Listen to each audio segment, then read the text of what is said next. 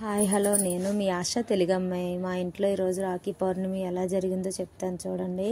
మా చైత్ర అక్కకి నేను కడతాను, చెల్లికి నేను కడతానని చెప్పి కట్టించుకున్నారు.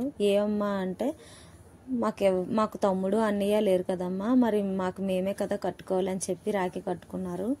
సరే అండి కట్టుకోండి అని అనగానే చైత్ర అంది, చెల్లికి రక్షణగా నేను ఉంటానమ్మా, నాకు చెల్లి రక్షణగా ఉంటుంది అని అన్నది. అనగానే నాకు కొన్నంత ధైర్యం వచ్చిందండి.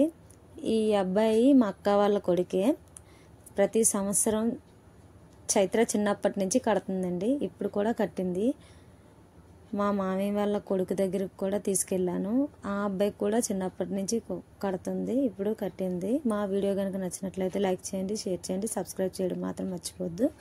తిను మా పెద్దమ్మ కొడుకండి, తమ్ముడు అవుతాడు, మా అక్కండి తను. మరి మేము పెద్దరం కదండి, మాకు ఆశీర్వదించమని అక్షంతలు ఇచ్చాడనమాట. మా తమ్ముడిది లాస్ట్ ఇయర్ వీడియో పెట్టానండి.